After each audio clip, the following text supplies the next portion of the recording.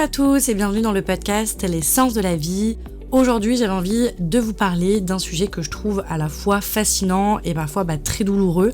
Pourquoi est-ce qu'on est attiré par des personnes qui, au fond de nous, ne nous correspondent pas vraiment ? Pourquoi est-ce qu'on peut ressentir une connexion extrêmement forte avec quelqu'un, tout en sachant intérieurement que cette relation nous fait souffrir, nous déséquilibre ou nous apporte pas réellement ce dont on aurait besoin ? Et surtout, pourquoi est-ce qu'on a parfois autant de mal à partir, à lâcher ou à se détacher de certaines relations ? Je pense sincèrement que beaucoup de personnes vivent ça et je crois aussi que derrière ces relations-là, il y a quelque chose de beaucoup plus profond qu'une simple mauvaise rencontre. Parce que parfois, c'est pas seulement la personne qui nous attire, mais c'est ce qu'elle vient réveiller à l'intérieur de nous. Donc voilà, je vous parle de tout ça dans cet épisode, donc si ça vous intéresse, je vous laisse avec la suite.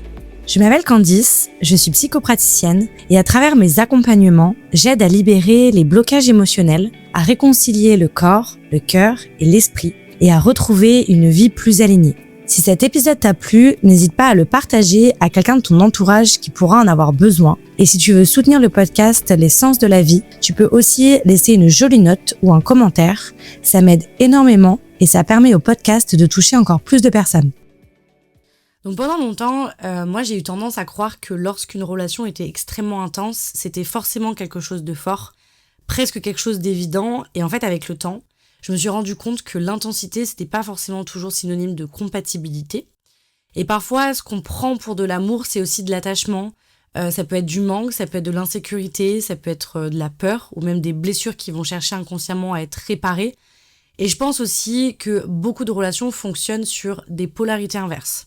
Par exemple, une personne qui va être très dépendante affectivement, elle peut potentiellement être attirée par quelqu'un qui va être plus fuyant émotionnellement. Une personne qui va être anxieuse va souvent être attirée par quelqu'un qui va donner peu, qui va être difficile à atteindre, qui va être difficile à comprendre. Et plus l'autre va fuir, plus justement, quand on a un petit peu ces fonctionnements anxieux, plus on va justement vouloir s'accrocher, comme si inconsciemment, il y avait quelque chose à gagner. Comme si en fait le cerveau associait le fait d'être choisi par cette personne à une forme de validation profonde. Et ça, je pense que ça vient souvent de beaucoup plus loin que la relation elle-même. Je pense, moi, qu'on attire souvent des personnes qui viennent toucher des endroits hyper sensibles à l'intérieur de nous. Que ce soit des blessures, que ce soit des manques, que ce soit des schémas aussi qu'on connaît déjà inconsciemment ou des fois, en fait, des choses de notre passé qu'on va venir rejouer.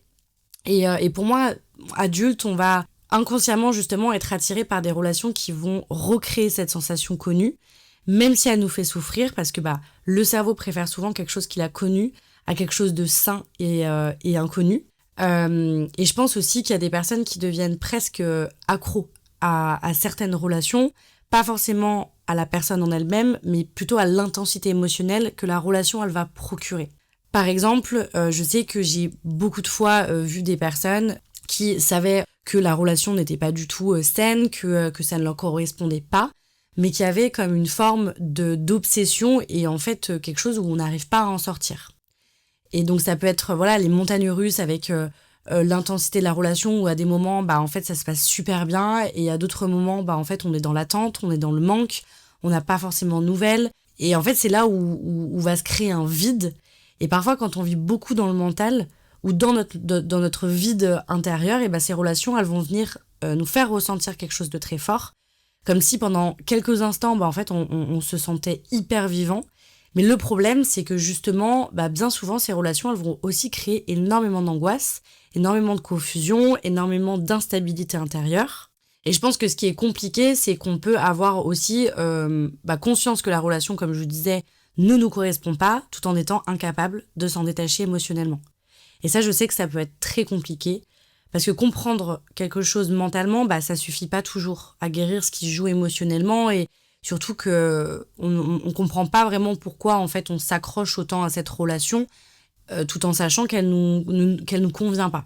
Beaucoup de personnes vont culpabiliser et culpabilisent sur ça, de se dire pourquoi je reste attachée et surtout aussi ça peut créer beaucoup de honte par rapport à notre entourage parce qu'on a envie en fait de pouvoir s'en sortir mais on n'a pas forcément les clés, on comprend pas pourquoi on n'arrive pas à lâcher et je pense que il faut aussi comprendre que certaines relations viennent réveiller ces mécanismes très profonds et pas pour rien, pas par hasard. Et déjà, je pense que la première étape, c'est déjà de venir déculpabiliser tout ça parce que on n'a peut-être pas forcément les clés ou la conscience qu'il faudrait pour nous permettre de nous en détacher. Mais c'est pas vraiment de notre faute parce que c'est vraiment des mécanismes qui sont extrêmement profonds. Et malgré tout, je pense que ces relations ont parfois quelque chose à nous apprendre. Voilà. Même si elles nous font mal, même si elles nous confrontent à nous-mêmes, je pense qu'on est aussi là pour expérimenter, pour comprendre certaines parties de nous, pour parfois revivre certains schémas, conscientiser nos blessures, conscientiser nos besoins. Et parfois, ce sont justement les relations les plus inconfortables qui vont justement nous obliger à évoluer. Enfin, pour moi, c'est vraiment ce que je perçois et ma croyance. Et c'est ça qui va aussi nous obliger à nous regarder en face et à comprendre pourquoi on accepte certaines choses, pourquoi on court après certaines personnes, pourquoi on confond parfois l'amour avec l'intensité.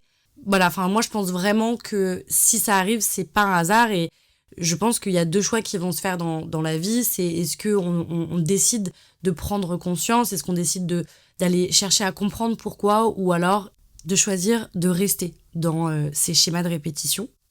Je pense que si vous écoutez cet épisode aujourd'hui, c'est que vous avez envie de comprendre justement pourquoi et d'arriver potentiellement à vous en détacher. Nos relations, elles vont énormément parler de notre histoire émotionnelle, de ce qu'on a connu dans notre enfance, de la manière dont on a reçu l'amour, de la sécurité émotionnelle qu'on a eue, qu'on n'a pas eue ou qu'on a pu ressentir. Par exemple, quand on a grandi dans un environnement où l'amour était instable, où il fallait mériter l'intention, où il y avait beaucoup d'incompréhension émotionnelle, ou parfois des comportements imprévisibles, le cerveau, lui, va apprendre inconsciemment que l'amour est associé à l'insécurité. Et donc, à l'âge adulte, ce qu'on va trouver attirant, entre guillemets, si je pourrais dire ça comme ça, c'est pas forcément ce qui est sain, mais ce qui est familier émotionnellement. Et ça, je trouve que c'est hyper important à comprendre parce qu'on pense souvent qu'on choisit consciemment nos relations, mais il y a énormément de choses qui se passent dans notre inconscient et qui vont se jouer. Donc déjà, ça, je pense que c'est la première chose à comprendre. J'en parle énormément dans, je pense, tous mes épisodes parce que pour moi, en fait, énormément de choses viennent de notre enfance et de ce qu'on a pu vivre parce que c'est à partir de ce moment-là que les croyances se sont créées et ce qu'on a pu vivre. Et je pense aussi qu'il y a des personnes qui ont développé ce qu'on appelle un attachement anxieux, enfin qui développent des attachements dans l'enfance, mais du coup, en l'occurrence, si vous vous retrouvez, si vous vous reconnaissez dans ce que je viens de dire juste avant avec les relations, c'est que vous avez potentiellement un attachement anxieux. Donc un attachement anxieux, c'est un peu une peur très profonde de perdre l'autre, d'être rejeté, d'être abandonné ou de ne pas être assez aimé. Et bien souvent, ces personnes-là vont être attirées par des profils beaucoup plus fuyants émotionnellement. Et donc là, on revient sur la polarité que je vous disais juste avant. La polarité, c'est quoi ? Bien souvent, en fait, c'est qu'on va être attiré par des personnes qui viennent compléter, qui viennent réveiller ou confronter certaines parties de nous. Par exemple, une personne qui va être très anxieuse émotionnellement, elle va souvent être attirée par quelqu'un de fuyant. Et en fait, ce qui se passe dans ces moments-là, c'est que les deux personnes viennent inconsciemment nourrir le fonctionnement de l'autre. Donc l'anxieux, lui, va courir après la connexion et le fuyant, lui, va prendre de la distance quand ça va devenir trop intense. Et plus il va fuir, plus l'autre va avoir tendance à s'accrocher. Et c'est un peu comme une danse inconsciente qui va venir se mettre en place. Et ce qui est très troublant, c'est que ce genre de polarité, il va bien souvent créer énormément d'intensité émotionnelle parce que ça va créer du manque, ça va créer de l'attente, de l'incertitude, du doute. Ça peut aussi créer des rapprochements qui vont être très forts, très intenses, puis après des éloignements. Et le cerveau, lui, il va facilement confondre cette intensité avec de l'amour profond.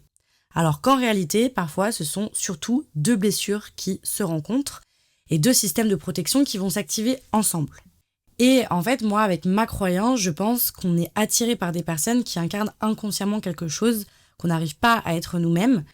Alors, je m'explique quand je dis ça, parce que ça s'applique pas à toutes les sauces, mais quelqu'un de très sensible et dépendant émotionnellement va potentiellement être fasciné par une personne qui va être détachée, qui va être libre, indépendante, un peu inaccessible, parce que inconsciemment, cette personne, elle va représenter quelque chose que l'autre personne aimerait développer chez elle. Et inversement, une personne qui va être très fermée émotionnellement, elle va facilement être attirée par quelqu'un de très démonstratif, de très émotionnel, de très connecté à ses ressentis, parce que ça va venir toucher une partie d'elle qu'elle a du mal à exprimer et qu'elle a du mal à aller explorer, on pourrait dire. Et je pense que c'est pour ça qu'on attire souvent ce qu'on a besoin d'aller regarder en nous. Pas forcément pour rester toute notre vie dans ces relations, mais parfois pour prendre conscience de certains fonctionnements, de certaines blessures, de certains déséquilibres, parce que les relations, pour moi, elles agissent énormément comme des miroirs et elles viennent bien souvent révéler nos peurs, bien souvent révéler nos besoins, nos dépendances, nos mécanismes de protection. Et parfois, elles vont aussi nous montrer les parties de nous qu'on a du mal ou qu'on n'a pas encore guéri. Donc voilà, je vous ai expliqué un petit peu d'où ça pouvait venir, pourquoi on peut être attiré par certaines personnes qui vont venir réveiller autant de choses en nous, et surtout ce que ça crée émotionnellement. Parce que je pense que tant qu'on n'a pas compris ce qui se jouait à l'intérieur de nous, on peut facilement avoir l'impression de subir toujours les mêmes schémas. Et c'est pour ça que je pense que c'est déjà, dans un premier temps, important de pouvoir comprendre un petit peu les mécanismes et d'où ça vient. Et maintenant, j'ai envie de pouvoir vous donner un petit peu des clés pour commencer à vous sortir de ça. Bon, je vais pas vous vendre quelque chose et vous promettre une solution miracle parce que je pense que la solution magique, elle existe pas et je pense que ça se fait pas non plus du jour au lendemain. Parce que certains mécanismes sont profondément ancrés émotionnellement et c'est pas juste une question de volonté. On va pas décider simplement d'arrêter d'être attaché, d'arrêter d'avoir peur, d'arrêter d'attendre. Parce que voilà, je pense que ce serait un peu trop simple. Mais je pense que la première étape, c'est déjà de prendre conscience déjà de nos schémas. D'observer un petit peu pourquoi cette personne nous attire autant, qu'est-ce qu'on ressent exactement dans cette relation. Peut-être de venir se poser en fait des questions sur ce qu'on ressent réellement dans ce lien et avec cette personne. De se poser la question, est-ce qu'on est réellement apaisé ou on est constamment dans le doute, dans l'attente, dans l'angoisse? Est-ce que cette relation, elle vient nous faire du bien ou est-ce que en fait au final elle nous prend beaucoup plus d'énergie qu'elle nous en donne? Parce que parfois on va confondre l'intensité émotionnelle avec l'amour profond et ça c'est très important de pouvoir le conscientiser parce que dans le fond certaines relations activent surtout nos blessures et notre système nerveux et c'est pas vraiment de l'amour mais ça va plutôt être une forme de dépendance, une activation et des projections qu'on va aussi faire de cette relation. Je pense aussi qu'il faut apprendre à différencier donc l'amour du besoin de validation, parce que parfois, ce qu'on recherche inconsciemment, c'est pas seulement la personne, c'est le fait d'être choisi, c'est le fait d'être assuré, c'est le fait d'être aimé, d'être important aux yeux de quelqu'un, comme si le regard de la personne ou l'amour de l'autre venait confirmer notre valeur. Et je pense que beaucoup de dépendances affectives, d'ailleurs, se construisent autour de ça. Et je pense qu'il est important d'apprendre à revenir à soi. Voilà, je pense que ça, c'est vraiment la meilleure clé que je peux vous donner. C'est vraiment de venir se recentrer sur nous, parce que quand on est très centré sur quelqu'un, on finit parfois par s'oublier complètement. Nos pensées, elles tournent autour de cette personne, notre humeur dépend de ses messages, de son comportement, de sa présence. Et à force, petit à petit, on se déconnecte de nous-mêmes, en fait, tout simplement. Alors que je pense qu'une relation saine, elle devrait venir plutôt nous enrichir, pas devenir l'unique endroit où on se sent vivant. Et ça, c'est très important et je pense que quand on conscientise ça et qu'on met en place des choses pour se prioriser, c'est ça qui va faire toute la différence. Alors là, vous allez sûrement me dire comment on fait. Je pense déjà qu'un accompagnement peut énormément aider dans ces moments-là parce qu'on va venir justement travailler sur nos croyances, travailler sur nos schémas affectifs, sur notre sécurité émotionnelle et sur toutes les choses qu'on a potentiellement pu vivre dans notre passé qui font qu'à l'heure d'aujourd'hui, on va venir recréer un petit peu ces schémas. Et je pense que de recréer la sécurité en soi et surtout de pouvoir travailler sur des potentiels traumatismes ou sur des émotions, ça va vraiment permettre d'avoir des nouvelles croyances et surtout de ne plus dépendre des autres et de pouvoir dépendre de soi. Ce qui peut aussi vachement aider, c'est de retrouver des choses qui nous nourrissent profondément et personnellement. C'est vraiment de créer une vie qui nous fait du bien en dehors de l'attention des autres, de l'amour de la personne.